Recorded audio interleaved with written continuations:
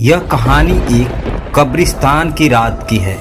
जब वे लोग कब्र के पास पहुंचे तो देखा कि वहां एक पुरानी कब्र थी जिसमें से सफ़ेद रोशनी निकल रही थी। सिमरन ने कहा, यह तो बहुत डरावना है, हमें यहाँ से लौटना चाहिए।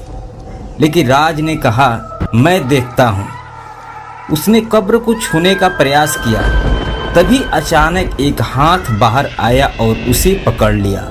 तो आज की हॉरर स्टोरी सुनाने से पहले मैं आप लोगों से एक रिक्वेस्ट करता हूं। हमारी कहानी देखने वाले 80% ऐसे लोग हैं जो हमारी वीडियो एंजॉय तो करते हैं, लेकिन उन्होंने हमारे चैनल अभी तक सब्सक्राइब नहीं किया है। अगर आप 80% लोगों में से हैं तो बस आपको एक छोटा सा काम करना है। इस वीडियो के नीचे एक सब्सक्राइब बटन दिख रहा होगा, उस सब्सक्राइब बटन को दबाना है और लगे हाथों से बेल आइकन ही प्रेस कर देना, ताकि लेटेस्ट वीडियो आते ही आपको सबसे पहले पता चल जाए।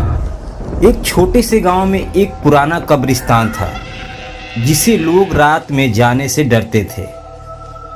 एक रात 4 दोस्त राज, सिमरन, अजय और नेहा ने तय किया कि वे कब्रिस्तान में रात बिताएंगे। वे लोग यह सोचकर वहां गए कि यह केवल एक मजाक होगा। जैसे ही रात होने लगी, वे लोग टॉर्च और एक कैमरा लेकर कब्रिस्तान में चल दिए। चांद की हल्की रोशनी में सब कुछ डरावना लग रहा था। उन्होंने हंसते हंसते कब्रों के बीच में टहलना शुरू किया। फिर अचानक उन्हें एक कब्र से अजीब आवाज़ें सुनाई दी।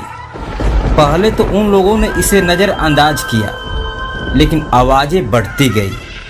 राज ने कहा, चलो देखते हैं यह क्या है। बाकी दोस्त थोड़े डरे हुए थे, लेकिन राज की हिम्मत देखकर वे उसके पीछे चले गए।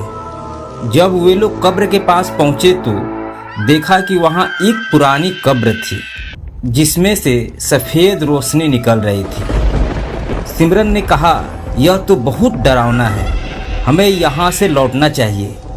लेकिन राज ने कहा, मैं देखता हूँ। उसने कब्र को छूने का प्रयास किया, तभी अचानक एक हाथ बाहर आया और उसे पकड़ लिया। बाकी दोस्तों ने चीखते हुए भागने की कोशिश की, लेकिन अजय डर कर वहीं रुक गया।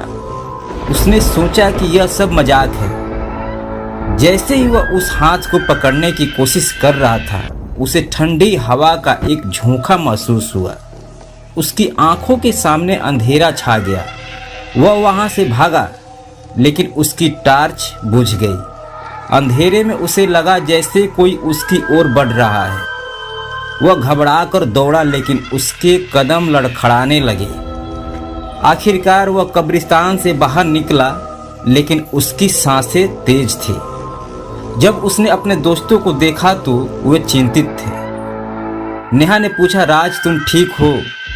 राज बेताब होकर बोला, हमें यहाँ से जाना होगा, यहाँ कुछ सही नहीं है। सुबह होते होते उन्होंने पाया कि अजय गायब था। उन्होंने हर जगह उसे खोजा, लेकिन उसका कोई पता नहीं चला। गांव के लोग भी इस घटना से परेशान थे।